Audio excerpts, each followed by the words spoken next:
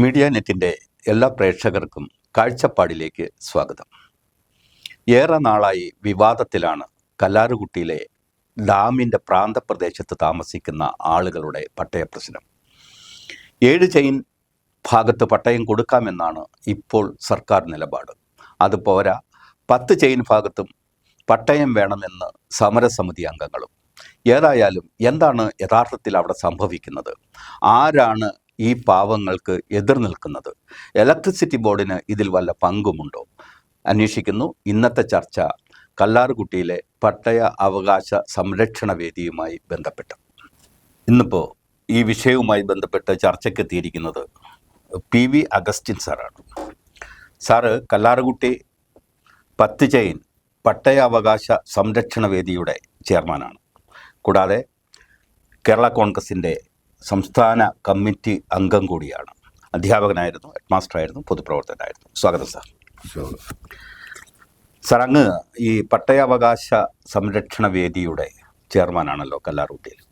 വളരെ കുറേ കാലങ്ങളായിട്ട് ഈ പ്രശ്നം കല്ലാറുകുട്ടിയിൽ മാത്രമല്ല, നമ്മുടെ പ്രദേശമാകെ കത്തി നിൽക്കുകയാണ്.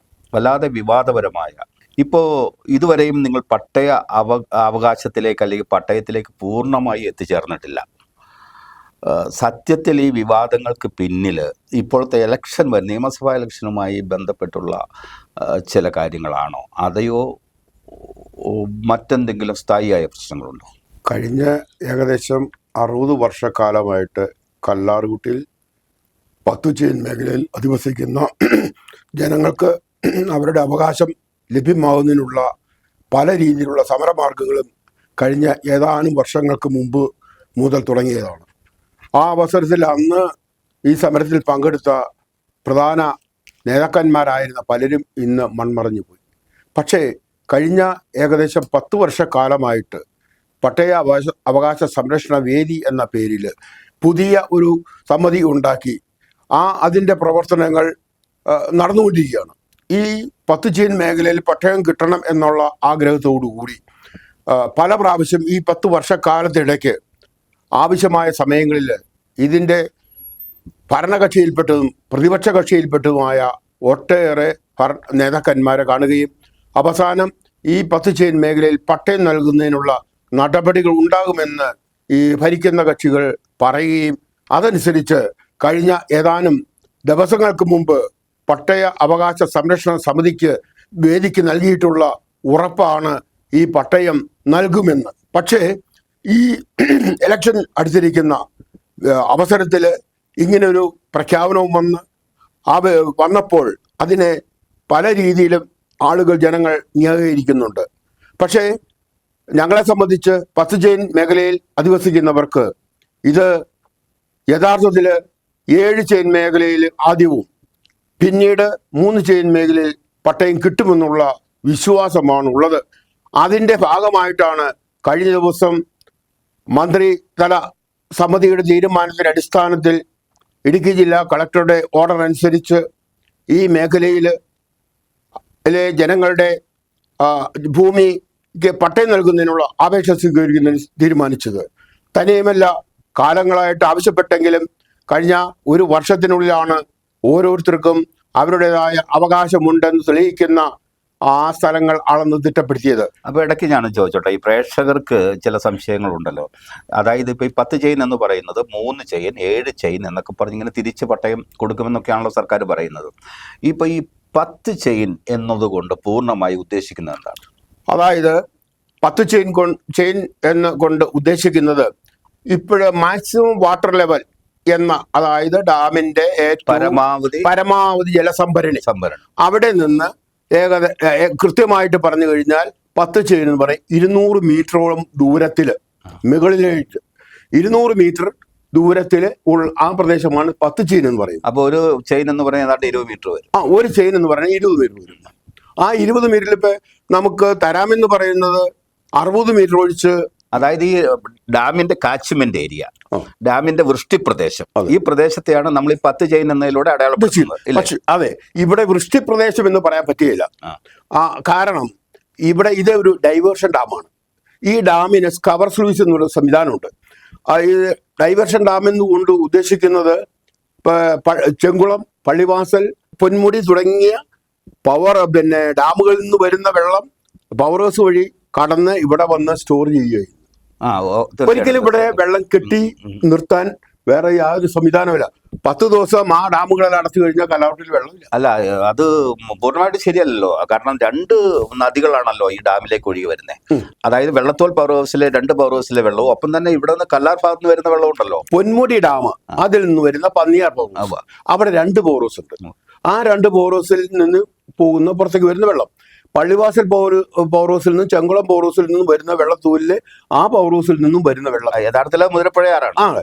പക്ഷെ ഈ കല്ലാറിൽ നിന്ന് വെള്ളം അധികം ഒഴുകി വരാനില്ല. ഇപ്പോഴൊക്കെ നിശ്ചലമാണ്, ഒന്നും തന്നെ കാര്യമായിട്ട്. പക്ഷെ ആ ഡാം പവർ ഹൗസ് പ്രവർത്തിച്ചു കഴിയുമ്പോൾ അവിടെ നിന്ന് വെള്ളങ്ങൾ ഒഴുകി വരും. അതാണ് എടുത്താണ് ഇവിടെ പനംകൂട്ടിയിലെ പവർ ഹൗസിൽ, അതായത് നേരെ ഡൈവേർട്ട് ചെയ്യാണ് ചെയ്യുന്നത്. അതെ, ഡൈവേർട്ട് ചെയ്യും. അതാണ് ഡൈവേർഷൻ ഡാം എന്ന് പറയുന്നത്. അതുപോലെ ഇതിലെ ചെളി അടിഞ്ഞു കൂടുമ്പോൾ അടിയിൽ കൂടി കടത്തി വിടുന്നതിനുള്ള സംവിധാനം അതെല്ലാ ഡാമിനുണ്ടല്ലോ.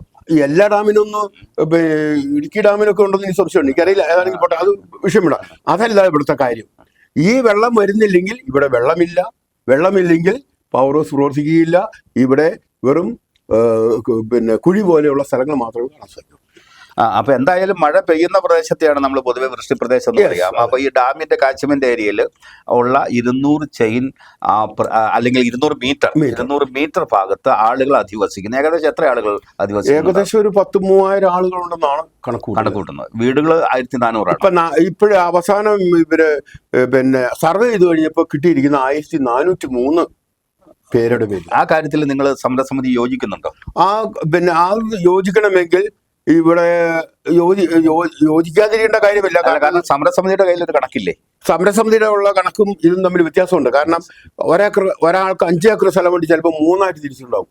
ചിലപ്പോൾ 2 ഏക്കർ സ്ഥലമുള്ള ഒരാളുടെ പേരിലായി കാണും. പക്ഷെ എത്ര വീടുണ്ടെന്നുള്ളതിന് വ്യത്യാസം വരും. വീടിന്റെ കാര്യത്തിലും ഇന്ന് കാണുന്ന വീട് നാളെ ഇല്ല. ആളുകളെല്ലാം പുറത്തേക്ക് പോകുന്ന വളരെ വേഗത്തിലാണ്.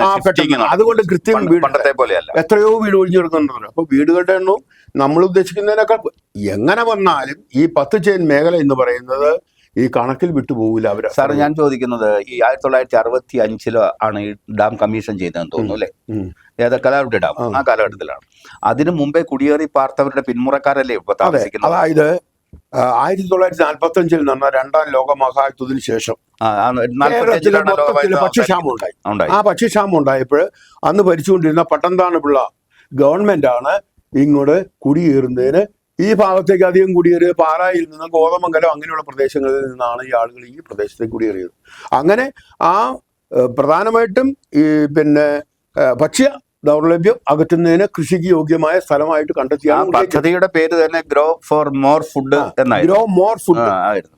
അപ്പോൾ അങ്ങനെയാണെങ്കിൽ അതുമായി ബന്ധപ്പെട്ടാണ് നമ്മുടെ ഹൈറേഞ്ചിലോട്ട് മിക്കവാറും പ്രദേശങ്ങളിലേക്ക് കുടിയേറ്റമുണ്ടായത്.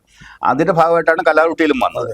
അപ്പൊ അതിനൊക്കെ ശേഷമാണ് ഈ കുടിയേറ്റത്തിന് പിന്നാലെയാണ് ഡാം വരുന്നത്. അതെ, അന്ന് പട്ടയം ഒന്നും കിട്ടിയിട്ടില്ലായിരുന്നു. അന്ന് പട്ടയം കുടിയേറുന്നതിന് മുമ്പല്ല ഡാമും കല്ലാർകുട്ടി ഇക്കരെയുള്ള പാലവും നിർമ്മിക്കുന്നതിന് മുമ്പ് പലർക്കും പട്ടയം കിട്ടിയിട്ടുണ്ട്. അവിടെയുള്ള ഇലവങ്കുന്നേലെ സണ്ണിയുടെ അച്ഛന്, അതുപോലെ തന്നെ കലത്തെ സണ്ണി, ഓലിക്കല്, അതുപോലെ ഇങ്ങേ വശത്തെ 2-3 അങ്ങനെ കുറച്ചു പേർക്ക് പട്ടയം കിട്ടിയിട്ടുണ്ടെന്ന്. ആ പട്ടയം ഇപ്പോഴും സാധൂകരിക്കപ്പെടുന്നില്ല. ഇല്ല സാധൂകരണം ഇല്ല അതിന്. ഞാനൊരു കാര്യത്തോടെ ചോദിക്കട്ടെ, ഇപ്പൊ ഈ ഡാമിന്റെ വാട്ടർ ലെവല്, അതായത് വെള്ളം കിടക്കുന്ന പ്രദേശമുണ്ടോ, ഡാം എന്ന് നമ്മൾ വിളിക്കുന്ന സ്ഥലം, ജലസംഭരണി, അവിടെ ഉണ്ടായിരുന്ന ആളുകൾ എങ്ങോട്ട് പോയി? ആ ഡാം വെള്ളം കയറി കഴിഞ്ഞാൽ അവരെ എങ്ങോട്ടാ പോകണമെന്ന് സ്ഥലം കൊടുത്തോന്നറിയാം. അവർക്ക് സ്ഥലം, അതായത് കല്ലാറുകുട്ടി ഇവിടുന്ന് നമ്മൾ ചെല്ലുമ്പോൾ കല്ലാറുകുട്ടിക്കും വെള്ളത്തൂരിനും ഇടയ്ക്കായിട്ട് ഒരു ചെറിയ ഗ്യാപ്പ് പോലുള്ള സ്ഥലം ഉണ്ടല്ലോ. അവിടെ നിന്ന് കുറച്ചു പേർക്ക് ആ അവസരത്തിൽ മുതാംകുടിക്ക് കുറച്ചു പേർക്ക് അവർക്ക് മാറി താമസിക്കാനും സൗകര്യം കൊടുത്തു. അത്രയും കൊടുത്തു. സർക്കാർ സ്ഥലം പ്ലോട്ടായിട്ട് തിരിച്ചു കൊടുത്തു. പ്ലോട്ടായിട്ട് കുറച്ച് കൊടുത്തു. അത് അവര് വീണ്ടും ഒന്നുകൂടെ വന്നു. അത് കാര്യമില്ല, ഒന്നുകൂടെ വന്നിട്ട് വീണ്ടും അവരെ അവിടെ ഇറക്കി. അത്രേ ഉള്ളൂ അതിന്റെ കാര്യങ്ങൾ. അതാണ് പിന്നെ അവിടെ ഒന്നും ചെയ്തിട്ടില്ല. അതിനുവേണ്ടി പ്രത്യേക സമരം കല്ലാറുട്ടി നടന്നായിട്ട് അതിന് വേണ്ടിയിട്ട് പിന്നെ സമരം അവർക്ക് ആനുകൂല്യം കിട്ടണമെന്ന് പറഞ്ഞുകൊണ്ട് സമരം നടന്നായിരുന്നു. ഇപ്പോ ഇത് ഈ സമരവുമായി രംഗത്ത് വന്നു. ഇപ്പൊ കഴിഞ്ഞ ദിവസങ്ങളിലൊക്കെ നിങ്ങൾ സമരത്തിലായിരുന്നു. കഴിഞ്ഞ 5 വർഷം മുമ്പും ഇതുപോലൊരു സമര പരിപാടി ഞാൻ ഓർക്കുന്നു. കഴിഞ്ഞ 10 വർഷങ്ങളായി നിങ്ങൾ സമരരംഗത്തുണ്ടല്ലേ? കഴിഞ്ഞ 10 വർഷത്തിനുള്ളിൽ ഞങ്ങൾ വിവിധതരങ്ങളായ സമരം, ഞങ്ങളുടെ ആരംഭം തന്നെ പന്തം കൊളുത്തി പ്രകടനമായിരുന്നു. ഒരു 150-200ഓളം പേര് റേഷൻ കട ഇങ്ങേറ്റം നിന്ന് അങ്ങേറ്റം വരെ പന്തം കൊളുത്തി പ്രകടനം നടത്തി നമ്മുടെ പ്രതിഷേധം അവിടെ രേഖപ്പെടുത്തി. പിന്നെ മുഴുവൻ പേരെ പങ്കെടുപ്പിച്ചുകൊണ്ട് റോഡ് ഉപരോധം നടത്തി. കല്ലാർകുട്ടിയിൽ റോഡ് ഉപരോധം, അത് അന്ന് ആയിരക്കണക്കിന് ആളുകൾ പങ്കെടുത്തു എന്നാണ് എൻ്റെ ഓർമ്മ. അത് കഴിഞ്ഞതിന് ശേഷം ഉപവാസം നടത്തി ഞങ്ങൾ കല്ലാർകുട്ടിയിൽ, ഉപവാസ സമരം നടത്തി. അതിനുശേഷം വേറെ എന്തോ തരില്ലെന്നെന്തോ പറഞ്ഞ് വീണ്ടും ഒരു പന്തം കൊളുത്തി പ്രകടനം നടത്തി. അതിനുശേഷം ഞങ്ങൾ ഡാം ഉപരോധിച്ചു. ഡാം ഉപരോധിക്കുക എന്ന് പറഞ്ഞു കഴിഞ്ഞാൽ ഡാം സൈറ്റിൽ ഞങ്ങൾ പ്രകടനമായിട്ട് പോയിട്ട് അതും 10-500 ആളുകളുണ്ടാവും. അവിടെ പോയിട്ട് ഡാം ഉപരോധിച്ചു.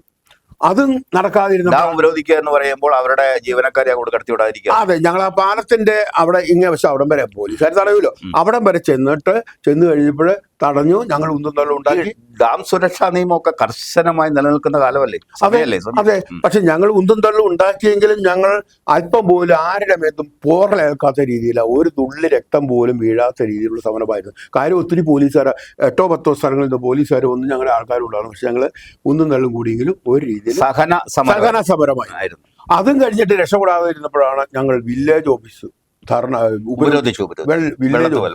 ഇങ്ങനെ ഏതാണ്ട് കഴിഞ്ഞ 5-10 വർഷത്തിനുള്ളിലായിട്ട് ഒരു 10-30 സമരമാർഗങ്ങളെങ്കിലും ഞങ്ങൾ. പിന്നെ കഴിഞ്ഞ ദിവസം ഇപ്പൊ ലാസ്റ്റ് നടന്നത് ഉപവാസ സമരവും അതോടൊപ്പം തന്നെ മൗന ജാഥയുണ്ടായി. അതപ്പൊ ലാസ്റ്റ് ചെയ്തിരിക്കുന്നത്. ഈ മുഴുവൻ ആളുകളുടെ പങ്കാളിത്തം ഉറപ്പാക്കാൻ കഴിയുന്നില്ലേ? അത് സാധിക്കില്ല.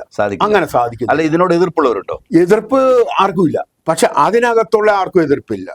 പുറത്തു നിന്നുള്ള ചിലരൊക്കെ അത് രാഷ്ട്രീയം വെച്ചുകൊണ്ട് അത് നടത്തിക്കൊണ്ട് പോകുന്നവരാണ്. അതിന്റെ രീതിയിൽ നമ്മളത് എതിർപ്പായിട്ട് പറയുന്നില്ല എങ്കിൽ തന്നെ അങ്ങനെ ചെറിയ എതിർപക്ഷത്ത് നിങ്ങൾ നിർത്തുന്നുണ്ട് ചില സമയം. അതായത് ഈ കഴിഞ്ഞ ദിവസം ഉപവാസ സമരം നടന്നുകൊണ്ടിരിക്കുകയാണ്. ആ അവസരത്തിൽ ഒരു പഞ്ചായത്ത് പ്രസിഡന്റ് അങ്ങോട്ട് പോകുന്നു, കൈ കാണിച്ച് വരാമെന്ന് പറഞ്ഞു. അദ്ദേഹം വന്നില്ല. ജില്ലാ പഞ്ചായത്തിന്റെ മെമ്പർ മറന്നുപോയതുകൊണ്ടാ, പുള്ളി അങ്ങോട്ട് പോകുന്നു, പുള്ളി വരാമെന്ന് പറഞ്ഞു. ആകെ ഒരു ജില്ലാ പഞ്ചായത്ത് മെമ്പറാണ് കഴിഞ്ഞ ഉപരോധ സമരത്തിൽ പങ്കെടുത്തത്. എന്ന് പറഞ്ഞാൽ പൊതുവെ രാഷ്ട്രീയ പാർട്ടികൾ ഒരു വിമുഖതയുണ്ട് നിങ്ങളോട്. രാഷ്ട്രീയ പാർട്ടികൾ എന്ന് പറഞ്ഞാൽ കൂടുതലും UDF-ന്റെ ഭാഗത്തുനിന്ന് ഒരു വിമുഖത. അവരല്ലേ കൂടുതൽ സജീവമാകേണ്ടത്. അവരല്ലേ ഇപ്പോൾ ഭരിക്കുന്നത് LDF ആകുമ്പോൾ കൂടുതൽ സജീവമായി നിങ്ങളുടെ പക്ഷത്ത് നിന്നുകൊണ്ട് ഈ പ്രശ്നത്തെ ഒരു ഇഷ്യൂ ആക്കി മാറ്റേണ്ടത് അവരല്ലേ? കാരണം എന്ന് വെച്ച് കഴിഞ്ഞാൽ ഈ 10 ജയൻ മേഖലയിൽ പ്രധാനപ്പെട്ട നേതാക്കന്മാരോ ഒരു പാർട്ടിയും തന്നെ ഇല്ല. പുറത്തുള്ളവർക്ക് നമുക്ക് കിട്ടുന്നതിൽ വലിയ സന്തോഷം കാണില്ല എന്നാണ് ഞങ്ങൾക്ക് ഒരു തോന്നല്. അപ്പോൾ അതുകൊണ്ട് അവര് വിമർശനം സാർ ഉന്നയിക്കുകയാണ് അല്ലേ? അല്ല, ഞാനത് പ്രസ് ചെയ്യുന്നില്ല. പക്ഷെ അങ്ങനെ ഒരു ഇതുണ്ട്. കാരണം നമ്മൾ എന്തെങ്കിലും ഇപ്പൊ എന്നെ വിളിച്ചാലാ ഞാനിവിടെ വരുള്ളൂ, എന്നെ വിളിച്ചില്ലെങ്കിൽ ഞാൻ വരില്ല. അപ്പം നമ്മൾ വിവിധ രാഷ്ട്രീയ പാർട്ടികൾ, വിവിധ സഹകരണ മേഖല ആളുകൾ ഇങ്ങനെയുള്ള നോട്ടീസ് പോയി, അല്ലാണ്ട് ഇന്നയാളെ വിളിച്ചിട്ട് വരണമെന്ന് പറഞ്ഞ് നമ്മള് അന്ന് അന്ന് നിങ്ങളെ വിളിച്ചു കഴിഞ്ഞപ്പോൾ മാത്രം ആ പേര് വെച്ചു, 2 പേരെ വെച്ചുള്ളൂ. ഒത്തിരി പേര് വന്ന് പ്രസംഗിച്ചു. അപ്പൊ എന്നാ വെച്ച് കഴിഞ്ഞാൽ ഇങ്ങനെ വിളിക്കാറില്ല. അത് നമ്മുടെ ആ സംഘടനയുടെ ഇത്. പിന്നെ ഇത് കൂടാതെ തീർച്ചയായിട്ടും ഒരു കലാസാംസ്കാരിക രംഗത്ത് നിൽക്കുന്ന ആളുകളെയൊക്കെ വിളിച്ചിട്ട് അത് ചെയ്യിക്കുക എന്ന് പറയുന്നത് നിങ്ങൾ ചെയ്തത് ഇന്നോവേറ്റീവായ ഒരു കാര്യമായിരുന്നു. കാരണം രാഷ്ട്രീയക്കാരെ മാത്രം വിളിക്കാതെ മറ്റാളുകളെയൊക്കെ വിളിച്ച് അത് ചെയ്യിക്കുക. ഇപ്പൊ അങ്ങനെ ട്രെൻഡ് പൊതുവെ കാണുന്നുണ്ട്, പല മേഖലയിലും കാണുന്നുണ്ട്. ഞാൻ ഒരു കാര്യം, പിന്നെ ഒരു 10, 20, 30 തവണയെങ്കിലും ഞങ്ങള് കമ്മിറ്റികൾ കൂടിയിട്ടുണ്ട്. എക്സിക്യൂട്ടീവ് കമ്മിറ്റി എന്ന രീതിയിൽ 10-20 പേര് താഴെയുള്ള കമ്മിറ്റിയാണ്. പള്ളിയിലെ അച്ഛൻ നന്നായി സഹകരിക്കുന്നുണ്ടല്ലോ. കഴിഞ്ഞ ഈ സമരം തുടങ്ങിയതിന് ശേഷം 5-6 അച്ഛന്മാർ മാറിപ്പോയി. എല്ലാവരുടെ സഹകരണമുണ്ട്. ഏറ്റവും കൂടുതൽ സഹകരണം ഒരു CMI അല്ലാതെ ഒരു CMP ഒരച്ഛൻ CMF ആണെന്ന് തോന്നുന്നു. അച്ഛനൊക്കെ ആദ്യം പന്തം കൊളുത്താൻ പുള്ളിയാ കൂടി. അപ്പോൾ ഈ ഒരു ക്രിസ്ത്യൻ ഭൂരിപക്ഷ മേഖല ആയതുകൊണ്ടാണ് അച്ഛൻ മാത്രം. മറ്റു SNDP-നെ വിളിച്ചിട്ട് വന്നിട്ടുണ്ട്, NSS വന്നിട്ടുണ്ട്, പിന്നെ മുസ്ലിം മൗലവിമാര് വന്നിട്ടുണ്ട്. അങ്ങനെയുള്ള എല്ലാ വിഭാഗത്തിലും എല്ലായ്പ്പോഴും വിളിക്കാറില്ല, വല്ലപ്പോഴും വിളിക്കാറില്ല. അപ്പൊ അച്ഛൻ ഏതായാലും സജീവമായി അവിടെ നിൽക്കുന്നതും പ്രസംഗിക്കുന്നതൊക്കെ ഞാൻ കണ്ടു. അച്ഛന്മാരെല്ലാം അവിടെ തന്നെ സ്ഥിരം ഉണ്ടല്ലോ, പേര് സമരത്തിനും വരെ കൂട്ടി മുഖ്യ രക്ഷാധികാരി എന്ന പേരിലാണ് അച്ഛനുള്ളത്. ഞാൻ ഒരു കാര്യം കൂടി ചോദിക്കട്ടെ. ഈ സത്യത്തിൽ പട്ടയം കിട്ടാത്തതിന്റെ പേരിൽ ഒട്ടേറെ സാമൂഹിക കൗടുംബിക വിഷയങ്ങൾ നിങ്ങൾ നേരിടും. പക്ഷെ ഇപ്പൊ നിങ്ങൾ അഭിമുഖീകരിക്കുന്ന വലിയ വെല്ലുവിളികൾ എന്താണ്? പട്ടയം കിട്ടാത്തതിന്റെ പേരിൽ അഭിമുഖീകരിക്കുന്ന വെല്ലുവിളികൾ. പട്ടയം കിട്ടാത്തത് കൊണ്ട് കുട്ടികളെ വീട്ടിലയക്കണം, മേലെ പള്ളിക്കൂടത്തിൽ അയക്കണമെങ്കിൽ ഏതെങ്കിലും എവിടെ നിന്നും ഒരു സാമ്പത്തിക സഹായം ഉണ്ടാക്കാൻ സാധിക്കില്ല. ഒരു വീട് വെക്കുന്നതിന് NOC കിട്ടുന്നില്ല. അതുപോലെ തന്നെ ഈ ഗവൺമെന്റിൽ നിന്ന് കിട്ടുന്ന ആനുകൂല്യങ്ങൾ കൈപ്പറ്റുന്നതിന് യാതൊരു സാധ്യതയുമില്ല. ഇങ്ങനെ വിവിധങ്ങളായ പ്രശ്നങ്ങളാണ്. അതായത് മറ്റു പട്ടയ മേഖലയിൽ, മറ്റു ഭൂപ്രദേശങ്ങളിൽ പട്ടയമില്ലാത്ത സ്ഥലത്തെ ആളുകൾ എന്തൊക്കെയാണോ അഭിമുഖീകരിക്കുന്നത് അതല്ല ഇവിടെ, അതിനേക്കാൾ കൂടുതലാണ്. അതെ, അതിനേക്കാൾ കൂടുതലാണ്. കാരണം അവിടെ പട്ടയമുള്ള സ്ഥലങ്ങളിൽ കിട്ടുന്ന ആനുകൂല്യങ്ങളും പിന്നെ ഒന്നും ഇവിടെ കിട്ടുകയില്ല, ഒരു കാര്യം കിട്ടില്ല. ഇപ്പൊ അതോടൊപ്പം തന്നെ വേറെ കാര്യമുണ്ട്. ഇവിടെയുള്ള സ്ഥലത്തിന് ഇപ്പൊ കുറെ കാലങ്ങൾക്ക് മുമ്പ് ഉണ്ടായിരുന്നു കറണ്ട് കിട്ടുന്നില്ല, വീട് വെക്കാൻ സാധിക്കുന്നില്ല, തൊഴുത്ത് അങ്ങനെയുള്ള ഒന്നും നിർമ്മിക്കുന്നതിന് പുതിയ നിർമ്മാണ പ്രവർത്തനങ്ങൾ, പ്രത്യേകിച്ച് ഈ നിർമ്മാണ നിരോധനം നിലവിൽ വന്നതിന് ശേഷം പുതിയ വീടുകൾ ഉണ്ടാവുന്നേ ഇല്ല. പുതിയ വീടുകൾ ഉണ്ടാകുന്നില്ല എന്നുള്ള വസ്തുതയാണ്. പക്ഷെ അത്യാവശ്യം ചിലർക്ക് ഉണ്ടാകും. അത് നമ്മൾ പറയേണ്ട കാര്യം. ഉണ്ടാക്കാൻ അനുവദിക്കുന്നില്ല. കറണ്ട് കിട്ടാൻ സാധ്യതയില്ല, കറണ്ട് തരുന്നില്ല. കറണ്ട് ഉണ്ടാകുന്ന നാടാണെന്ന് പറഞ്ഞിട്ട് കാര്യമില്ല. എന്തു തന്നെയാണെങ്കിലും ഈ കറണ്ട് തരുന്നതിന് വിരോധം ഉണ്ടാകേണ്ട കാര്യമുണ്ടോ? പാർപ്പിടം എന്നൊക്കെ പറയുന്നത് ഭരണഘടനാപരമായ അവകാശമാണ്. അവിടെ കറണ്ട് കൊടുക്കുക എന്നുള്ളത് ഭരണഘടനാപരമായ അവകാശം തന്നെയാണ്. അങ്ങനെയുള്ള ആനുകൂല്യം ഒന്നും ലഭിക്കുന്നില്ല. കറണ്ട് മുഴുവൻ ഉത്പാദിപ്പിക്കപ്പെടുന്ന നല്ലൊരു പങ്കും കേരളത്തിന്റെ ഉത്പാദിപ്പിക്കപ്പെടുന്നത് ഇടുക്കി ജില്ലയിൽ നിന്നാണ്. ഇടുക്കി ജില്ലയിൽ എന്ന് പറയുന്നതിനേക്കാൾ ഉപരി വെള്ളത്തൂരിൽ എത്ര ഡാമുണ്ട്? ഇതുമായി ബന്ധപ്പെട്ട് ചെങ്കുളം, പൗറോസോ, ലോവർ പെരിയാർ എല്ലാം ഇതുമായിട്ട് ബന്ധപ്പെട്ടല്ലേ? പൗറോസോ, ലോവർ പെരിയാർ, ഈ പൗറോസ്, പന്നിയാർ പൗറോസ്, വെള്ളത്തൂർ പൗറോസ്, ചെങ്കുളം പൗറോസ്, പനങ്കൂട്ടി പൗറോസ്, പന്നിയാറിൽ 2 പിന്നെ വരുന്ന പള്ളിവാസലിൽ നിന്നും വരുന്ന ഇതുമായിട്ട് ബന്ധപ്പെട്ട പുതിയ പ്രോജക്ട് നമ്മുടെ മംഗളം. ഇത്രയും പവർ ഹൗസ് ഉള്ള സ്ഥലത്ത് അവിടെയുള്ളവർക്ക് കറണ്ട് നൽകുന്നതിന് ഈ വ്യവസ്ഥാപിക മാർഗം സ്വീകരിക്കാതെ ഇലക്ട്രിസിറ്റി ബോർഡ് നമ്മളെ ഒരു എന്തോന്നാ പറയണേ, കറണ്ട് ഉൽപ്പാദിപ്പിക്കുന്ന അല്ലെങ്കിൽ കറണ്ട് ഉൽപാദന മേഖലയുടെ നടുവിൽ കിടക്കുന്ന ആളുകൾക്ക് കറണ്ട് കണ്ട് ജീവിക്കാനുള്ള അവകാശമില്ല. അതാണ് ഏറ്റവും വലിയൊരു പ്രശ്നം. ഒരു വലിയ പ്രശ്നമാണ്. ഈ ഒരു കാര്യം, കഴിഞ്ഞ 5 വർഷങ്ങൾക്ക് അപ്പുറത്ത് നമ്മുടെ നമ്മുടെ പ്രിയപ്പെട്ട മന്ത്രി മണിയാശാൻ വൈദ്യുതി മന്ത്രിയായിരുന്നല്ലോ. ആ സമയത്ത് നിങ്ങൾക്ക് വലിയൊരു പ്രതീക്ഷ വളർന്നു വന്നിരുന്നു. അത് എന്തായിരുന്നു പിന്നെ നശിച്ചുപോയത്? മണിയാശൻ എൻ്റെ മണ്ഡലം ഉടുമ്പൻചോലയാണ്, നമ്മുടെ മണ്ഡലം ദേവികുളമാണ്. മണിയാശാൻ ഉടുമ്പൻചോല മണ്ഡലത്തില് മന്ത്രിയെ വന്നപ്പോൾ ഇരട്ടിയാറ്, അയ്യപ്പൻകോവില്, കാഞ്ചി അങ്ങനെയുള്ള പ്രദേശങ്ങളിൽ 10 ചെയിൻ, അതുപോലെ തന്നെ 7 ചെയിൻ പട്ടയം കൊടുത്തു, അല്ലെങ്കിൽ കൊടുക്കുന്നതിന് സഹായിച്ചു. പക്ഷെ ഇങ്ങോട്ട് അദ്ദേഹത്തിന്റെ ഒരു നല്ല ശ്രമം ഉണ്ടായില്ല എന്നുള്ള കാരണം അതാണ്. മറ്റൊന്നാണ്, അവർക്ക് റെക്കോർഡിക്കലായിട്ട് പറയുമ്പോൾ ഗവൺമെന്റ് എടുത്ത തീരുമാനം ഇടുക്കി പദ്ധതി പ്രദേശത്തെ 10 ചെയിൻ മേഖലയിൽ പട്ടയം കൊടുക്കുന്നതിനാണ്. പക്ഷെ അത് തിരുത്തിയിട്ട് ഇവരെന്ത് ചെയ്തു? ഇടുക്കി പദ്ധതിയുടെ കീഴിലുള്ള പ്രദേശത്ത് പട്ടയം കൊടുക്കും. ദാറ്റ് മീൻസ്, അതായത് നമ്മുടെ കല്ലാർകുട്ടി എന്ന് പറയുന്ന ഇടുക്കി ഇതുമായിട്ട് ബന്ധമില്ലല്ലോ. മനസ്സിലായി? അപ്പോ എന്നാലും കല്ലാർകുട്ടി എത്രയോ തവണ നിങ്ങൾ ഗവൺമെന്റ് ശ്രദ്ധയിൽപ്പെടുത്തിയതാണിത്. ഗവൺമെന്റിന്റെ ശ്രദ്ധയിൽ മാത്രം മന്ത്രി മണിയാശാനെ കണ്ടത് മുതുവാങ്കുടി വെച്ച് കണ്ടു, അടിമാലി വെച്ച് കണ്ടു, അതുപോലെ തന്നെ ആനച്ചാല്, കല്ലാർകുട്ടി IB, തിരുവനന്തപുരത്ത് 3 or 4 പ്രാവശ്യം മന്ത്രി തടസ്സം ഉന്നയിച്ച ഉദ്യോഗസ്ഥന്മാർ അല്ലെങ്കിൽ മന്ത്രി. അപ്പോഴും അദ്ദേഹം പറയണതനുസരിച്ചാണ് ഇലക്ട്രിസിറ്റി ബോർഡ് ഇതിന് NOC വേണമെന്നാണ് പറയുന്നത്. യഥാർത്ഥം പറഞ്ഞ് NOC ആവശ്യമില്ലാതെയാണ് ഇവിടെ ഈ പട്ടയം കൊടുത്തത്. അതിന്റെ കാരണം എന്ന് വെച്ച് കഴിഞ്ഞാൽ NOC അന്നും മേടിച്ചിട്ടുണ്ടോ. ഇതിന്റെ തന്നെ പ്രത്യേകത എന്ന് വെച്ചാൽ ഡാം സേഫ്റ്റി കമ്മീഷനുണ്ട്. ഡാം സേഫ്റ്റി കമ്മീഷൻ വന്നപ്പോൾ പറഞ്ഞ കാര്യം കഴിഞ്ഞ ദിവസം അവിടെ പറഞ്ഞായിട്ട് ഓർക്കുന്നില്ല തോന്നുന്നു. അദ്ദേഹം പറഞ്ഞതെന്നറിയോ, ഇവിടെ നിങ്ങൾ റിസോർട്ടുകൾ ഉണ്ടാക്കി കഴിഞ്ഞാൽ ഇവിടുത്തെ മാലിന്യം മുഴുവനും ഈ ഡാമിൽ വരും. അത് ഒരാൾ പറഞ്ഞു എന്നറിയോ, ഈ പാലത്തൊക്കെ നടന്നു വരിക, ഞാനൊക്കെ ഉണ്ട്, നടന്നു വരുമ്പോ അതേ പറഞ്ഞാൽ ഇതിൽ കൂടി വെള്ളം പൊങ്ങിയാൽ അവർക്ക് അവിടെ പട്ടയം തന്നു കഴിഞ്ഞാൽ സ്ഥലം മുങ്ങിപ്പോയില്ലെന്ന്. എന്ത് വിവരക്കേടാ! ഡാമിന്റെ കെട്ടിന് മുകളിലേക്ക് വെള്ളം പോകുമോ? ആക്ഷേപിക്കല്ല. പക്ഷെ അവരങ്ങനെയൊക്കെ പറയും. ഞാൻ സൂചിപ്പിച്ചത് യഥാർത്ഥത്തിൽ അന്നത്തെ ആ ഓർഡർ വെച്ച് ഇവിടെ പട്ടയം പണ്ടേ തരേണ്ടതായിരുന്നു. ഈ ഡാം സേഫ്റ്റിയുടെ കമ്മീഷൻ അല്ലെങ്കിൽ സർക്കാർ, ഇവരുടെയൊക്കെ ഉത്തരവാദിത്വമല്ലേ ജനങ്ങളുടെ സുരക്ഷ? ഡാമിന്റെ സുരക്ഷ പോലെ തന്നെയാണ് അവിടെ താമസിക്കുന്ന ആളുകളുടെ സുരക്ഷ. ഈ ആളുകളെല്ലാം ഇറങ്ങിപ്പോകാൻ തയ്യാറാണെന്ന് പറയുന്നു, ശരിയാണോ? യഥാർത്ഥം പറഞ്ഞു കഴിഞ്ഞാൽ ഇപ്പൊ ഈ 10 ചെയിൻ മേഖലയിലുള്ള 7 ചെയിൻ തരാമെന്ന് പറഞ്ഞെങ്കിലും ബാക്കിയുള്ള ഈ 3 ചെയിനില് ആളുകൾക്ക് അവരുടെ സ്വത്തിനും അവരുടെ നഷ്ടപരിഹാരം ഒന്ന് കൊടുത്തു കഴിഞ്ഞാൽ ഇവരെല്ലാം ഇറങ്ങി പോകാൻ തയ്യാറാണ്. ഈ കോമ്പൻസേഷൻ കിട്ടിക്കഴിഞ്ഞാൽ പോകാൻ തയ്യാറാണ്. കോമ്പൻസേഷൻ പകരം ഭൂമിയും കിട്ടിക്കഴിഞ്ഞാൽ ഇറങ്ങിപ്പോകാൻ തയ്യാറാണ്. സാധാരണ നിലയിൽ ഈ ജനനി ജന്മഭൂമിച്ച സ്വർഗാദപി ഗരീസി എന്നാണല്ലോ പറയുന്നത്. ജനിച്ച നാടും അമ്മയും സ്വർഗത്തേക്കാൾ ശ്രേഷ്ഠമല്ല, എന്നിട്ടും പോകാൻ തയ്യാറാണ്. കാരണം യാതൊരു പ്രയോജനമില്ലാതെ കിടന്നിട്ട് കാര്യം. അതാ അതിന്റെ കാര്യം. അപ്പൊ അങ്ങനെയാണെങ്കിൽ ഇത് ഈ ഉത്തരവാദിത്വം എടുത്തുകൊണ്ട് ജനങ്ങളുടെ ഈ ഉത്തരവാദിത്വം ഏറ്റെടുക്കാൻ എന്തുകൊണ്ടാണ് വിമുഖത കാണിക്കുന്നത് KC ബോർഡ്? ഇപ്പൊ ഇവിടെ ഈ ഉത്തരവാദിത്വം ഏറ്റെടുക്കുക എന്ന് പറഞ്ഞു കഴിഞ്ഞാൽ എത്ര കോടി രൂപ ഉണ്ടെങ്കിലാ അതിന് ഫണ്ടുണ്ടല്ലോ, KC ബോർഡിന് ഫണ്ടുണ്ടല്ലോ. അവരുടെ CRC ഫണ്ട് അനുസരിച്ച് തരട്ടെ. CRC ഉള്ളതല്ലേ? CRC ഉള്ള ആ ഫണ്ട് ഉപയോഗിക്കട്ടെ. രണ്ടിലൊന്ന് ഇപ്പൊ നമുക്ക് അവസാനമായിട്ട് പറയാനുള്ള 7 ചെയിൻ തരാന്ന് രണ്ടിലൊന്നും അറിയണം. 7 ചെയിൻ വാങ്ങുന്നതിനോട് ഞാനിപ്പോ അതുമായിട്ട് ചോദിക്കാനാണ് ഞാൻ ഇരുന്നത്. ഇപ്പോ ഈ 10 ചെയിൻ പറഞ്ഞ് അത് മുറിച്ച് 7 ചെയിൻ തരാമെന്ന് വാക്കാൽ പറയുന്നു അല്ലേ? അല്ല, വാക്കാലല്ല, ഓർഡറായി 7 ചെയിൻ. അപ്പൊ ഈ 3 ചെയിനുള്ളവര് 3 ചെയിന് പിന്നീടുന്നാണ്. അപ്പൊ ഈ 3 ചെയിനിലാണ് ഇതിൽ ഭൂരിഭാഗം ആളുകൾ താമസിക്കുന്നത്, വീടുകളും ഉള്ളത്. അതാണ് അത് പിന്നീട് തരാം, ആലോചിക്കാവുന്നതാണ്. ഈ സമരസമിതി അതിനോട് യോജിക്കുന്നോ? സമരസമിതി യാതൊരു കാരണവശാലും യോജിക്കുന്നില്ല. യോജിക്കുന്ന 10 ചെയിൻ, 10 ചെയിനിൽ 7 ചെയിൻ കിട്ടിയാൽ മേടിക്കാതിരുന്നാൽ അത് അതിനേക്കാൾ പ്രശ്നം വരും. അപ്പൊ അതുകൊണ്ട് ബാക്കി തരാമെന്ന് പറയുന്നു, അത് പിന്നീട് മേടിക്കാം. പക്ഷേ സമരവേദിക്ക് യാതൊരു ഇതിലും ഈ 10 ചെയിൻ കിട്ടുന്നതിനോട് ആഗ്രഹം. അത് തീർച്ചയായിട്ടും നിങ്ങൾ അതിന് വേണ്ടിയിട്ടാണോ? അതുകൊണ്ട് ഒരു കാരണവശാലും തന്നെയുമല്ല ആരെയും അങ്ങോട്ടും ഇങ്ങോട്ടും പിന്നെ എന്താണ് 2 തട്ടിലാക്കുന്നതിനോട് നമുക്ക് യാതൊരു അല്ല. ഇത് 2 തട്ടിലാക്കാനുള്ള ഒരു ശ്രമം ഇതിന്റെ പിന്നിലുണ്ടല്ലോ. ഇതിന്റെ ഇത് 2 തട്ടിലാക്കാനുള്ള ശ്രമം ഉണ്ടെങ്കിൽ തന്നെ ഇപ്പൊ ഈ ഇവര് പറഞ്ഞിരിക്കുന്ന അനുസരിച്ചാണെങ്കിൽ ഈ 7 ചെയിൻ കഴിഞ്ഞിട്ട് ബാക്കി തരാമെന്ന് പറയുമ്പോൾ 7 ചെയിൻ എന്ന് പറയുന്നത് വേർതിരിക്കപ്പെട്ടിട്ടില്ല. അതുകൊണ്ടാണ് ഇവര് പറഞ്ഞിരിക്കുന്നത് ഈ മാക്സിമം വാട്ടർ ലെവലിൽ നിന്ന് മേളിലേക്ക് ഉള്ള 10 ചെയിനും നിങ്ങൾ അപേക്ഷ കൊടുക്കാൻ പറഞ്ഞിരിക്കുന്നു. ഈ 3ഉം 7ഉം തമ്മിൽ വേർതിരിക്കാൻ ഈ പറയുന്ന പാടൊന്നുമില്ലല്ലോ, അവരളന്ന് തിരിച്ചോളൂ. അവരിപ്പോ അതിന്റെ വരാൻ പോകുന്നു, അവരളന്ന് കഴിയുമ്പോൾ അത് 3 ചെയിനിൽ പെട്ടതാണ്.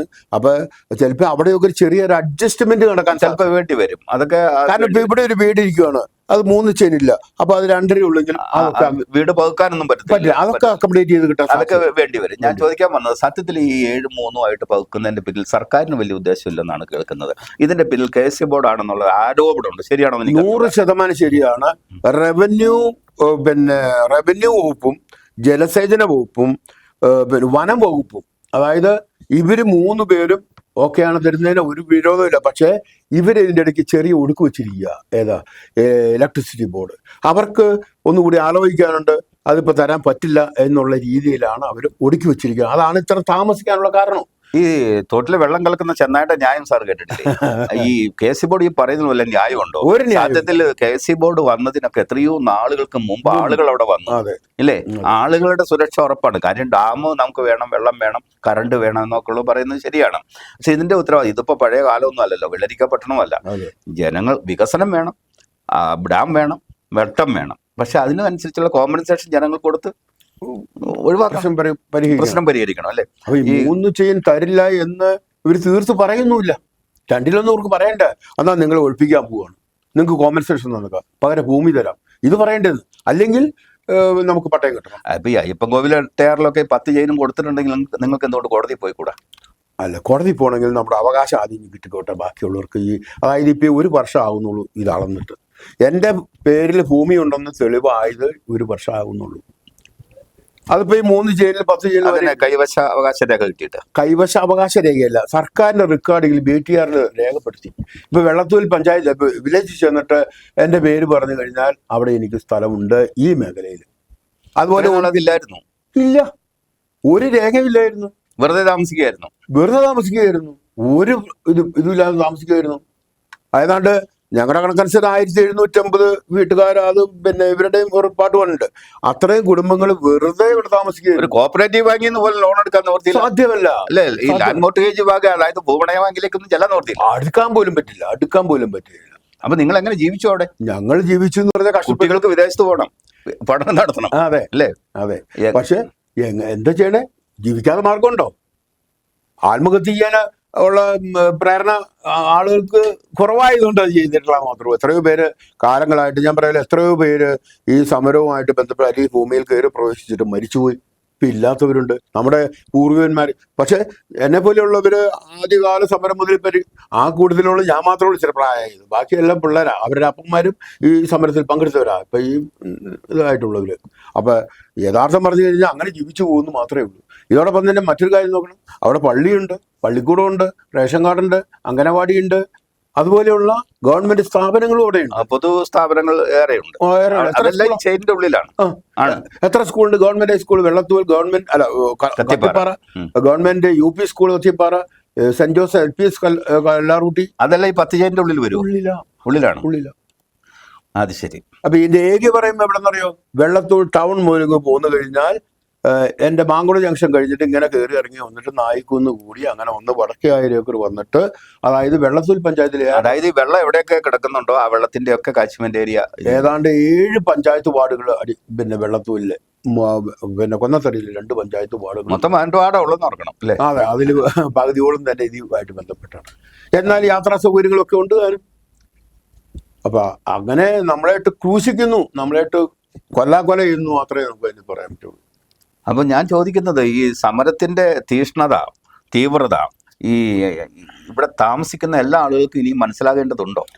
അതിപ്പോ പറയുമ്പോൾ യഥാർത്ഥം പറഞ്ഞു കഴിഞ്ഞാൽ ഒരേ ആവശ്യത്തിന് ഏതെങ്കിലും പിന്നെ എവിടെയെങ്കിലും എല്ലാവരും ഒത്തുകൂടുന്ന ഒരു സംവിധാനം ഉണ്ടാകാറില്ല. സാറിന്റെ അനുഭവത്തിൽ ഈ സമര രംഗത്ത് രാഷ്ട്രീയ പ്രവർത്തനമൊക്കെ ആയിട്ട് ഒത്തിരി കാലം നിന്നിട്ടുള്ള അങ്ങേക്ക് അറിയാലോ അതല്ലേ? അതാണ്. എത്ര സത്യസന്ധമായ ആവശ്യമാണെങ്കിലും ഒരുപക്ഷെ ജനങ്ങള് എല്ലാവരും സഹകരിക്കണം. ഇപ്പൊ പള്ളിക്കൂടത്തിലെ നമുക്കറിയാൻ പള്ളിയിലാണെങ്കിൽ അറിയാൻ ഒരു കാര്യം പറഞ്ഞു കഴിഞ്ഞാൽ അത് പൂർണ്ണമായിട്ട് എല്ലാവരും അംഗീകരിച്ചോണ്ട് വരൂ.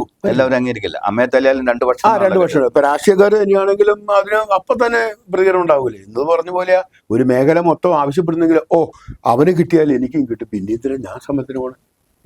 ഇപ്പൊ എന്താണ് ഇപ്പൊ സംഭവിച്ചിരിക്കുന്നത്? ഇപ്പൊ പ്രധാനമായിട്ട് കഴിഞ്ഞ ആഴ്ച പുതിയ ഓർഡറിന്റെ വെളിച്ചത്തിലായിരിക്കുമല്ലോ, ഒരു സർക്കാർ അറിയിപ്പിന്റെ വെളിച്ചത്തിലായിരിക്കുമല്ലോ നിങ്ങളോട് അപേക്ഷ കൊടുക്കാൻ പറഞ്ഞിരിക്കുന്നു വെള്ളത്തോൾ വില്ലേജ് ഓഫീസിൽ. അത് എത്ര തീയതി വരെയുണ്ട്?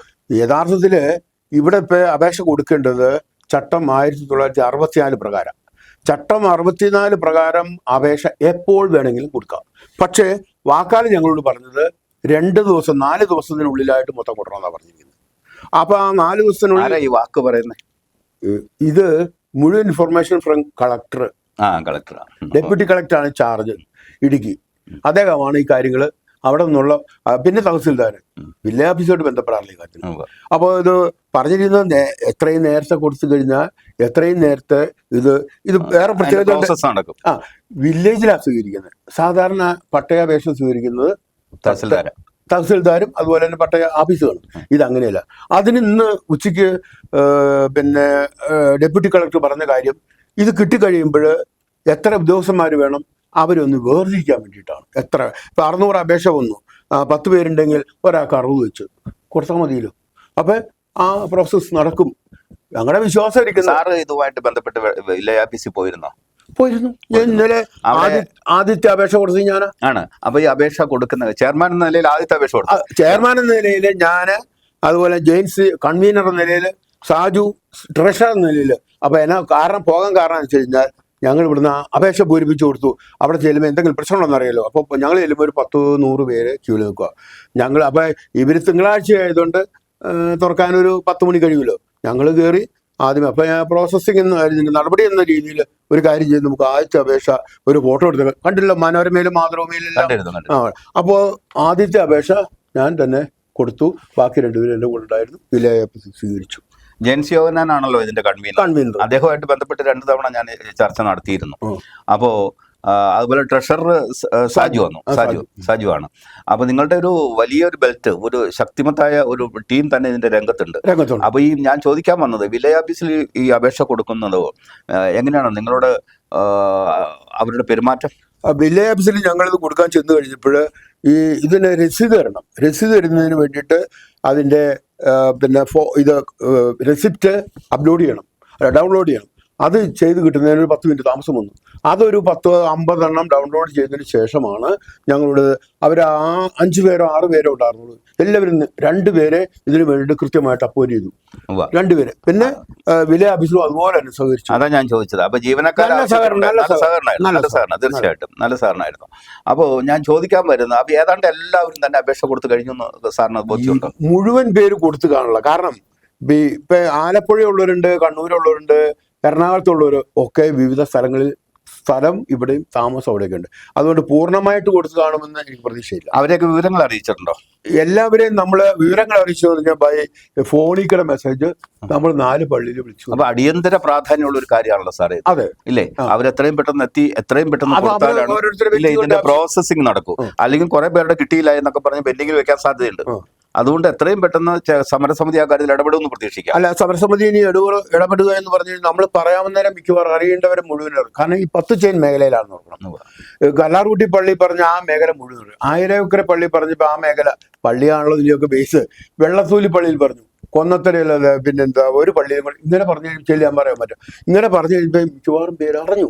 പിന്നെ എല്ലാവർക്കും മെസ്സേജ് കൊടുത്തു. ഈ ഇതിൻ്റെ അകത്ത് സ്ഥലമുള്ള മിക്കവാറും പേർക്കും അത് മൊത്തത്തിലും, പിന്നെ സബ് ഡിവിഷനായിട്ട് ഓരോ സ്ഥലങ്ങളിലും ഓരോ ഏജന്റന്മാരല്ല, ഓരോ കൺവീനർമാരുണ്ട്. ചെല്ലിയാമ്പാറയുണ്ട്, മുതിരപ്പുഴയുണ്ട്, നായിക്കുന്നേലുണ്ട്, മാങ്കടവ്, കല്ലാറുട്ടി, ഇങ്ങനെ 5-8 പേര് കൺവീനേഴ്സ്. കുറേ വർഷങ്ങളായിട്ട് വിവിധ മേഖലകളിൽ വിവിധ ആവശ്യങ്ങൾക്കായി സമരസമിതികൾ പ്രവർത്തിക്കുന്നുണ്ട്.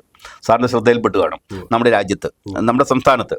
അപ്പോൾ അത് പല തരത്തിലാണ്. ചിലർ വിദ്യാഭ്യാസ രംഗത്തുണ്ടാവും, ചിലർ സാമൂഹിക നീതി വകുപ്പിലുണ്ടാവും, ചിലർ ഇതുപോലുള്ള സാമൂഹിക പ്രശ്നങ്ങളുമായിട്ട് ബന്ധപ്പെട്ടുണ്ട്. ഇങ്ങനെ സമരങ്ങൾ നടക്കുന്നുണ്ട്. ചില ആവശ്യങ്ങളുമുണ്ട്. സഭ ഉൾപ്പെടെ ചില ആവശ്യങ്ങളൊക്കെ മുന്നോട്ട് വയ്ക്കുന്നുണ്ട്.